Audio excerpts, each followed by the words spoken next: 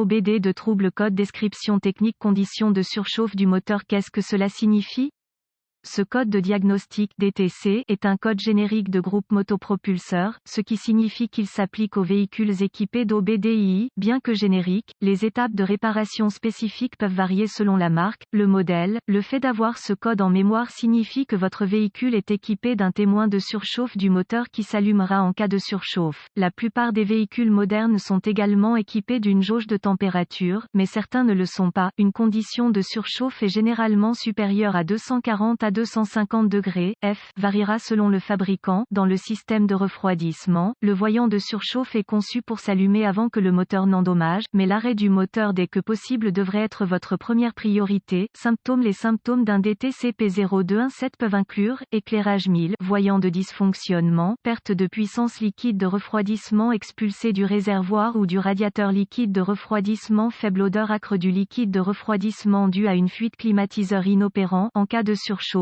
le PCM, groupe motopropulseur, module de commande, sur certains véhicules arrête le système de climatisation pour réduire la charge sur le moteur. Les causes potentielles d'un code P0217 incluent liquide de refroidissement faible en raison d'une fuite dans le système de refroidissement, restriction, débris dans le condenseur de climatisation ou le radiateur, restriction, débris dans le système de refroidissement, thermostat bloqué fermé ou défectueux, ventilateur de refroidissement inopérant, joint de culasse qui fuit, combustion dans le système de refroidissement, remorquage de la remorque surchargée, pompe à eau défectueuse, roue cassée, endommagée. Solution possible. Commencez par vérifier le niveau de liquide de refroidissement sur un moteur froid. Ce n'est jamais une bonne idée de vérifier le liquide de refroidissement sur un moteur chaud ou surchauffé. De plus, mettre de l'eau froide dans un système de refroidissement vide et surchauffé provoque un choc thermique et n'est pas une bonne idée. Si vous trouvez que votre système de refroidissement est faible en liquide de refroidissement et que vous avez un P0217 stocké, inspectez le système pour les fuites et réparez si nécessaire. Changez ensuite le thermostat, voir remarque ci-dessous, et après avoir rempli le système de refroidissement, redémarrez le moteur et vérifiez qu'il ne surchauffe pas. Sachez qu'il est possible qu'un moteur en surchauffe expulse le liquide de refroidissement du bouchon du radiateur pour protéger le système de refroidissement d'une surpression. Si vous ne parvenez pas à localiser une fuite, cela peut être la raison. Suivez les étapes ci-dessous pour vérifier les performances du système de refroidissement. Si le niveau de liquide de refroidissement est normal, vérifiez le radiateur et le condenseur à C pour tout type de restriction qui pourrait entraver la circulation d'air. Cette étape peut nécessiter le retrait du radiateur et l'inspection visuelle à l'extérieur du véhicule. Vérifiez entre le radiateur et le condenseur pour toute restriction ou débris. Assurez-vous que tous les panneaux en plastique qui dirigent le flux d'air dans le radiateur sont en place. Si vous avez accès à un outil d'analyse, vérifiez le fonctionnement des ventilateurs de refroidissement ou un bruit anormal indiquant une défaillance du roulement. Regardez dans le réservoir du radiateur, si possible, et observez l'état. Y a-t-il beaucoup d'accumulation qui peut limiter le débit de liquide de refroidissement?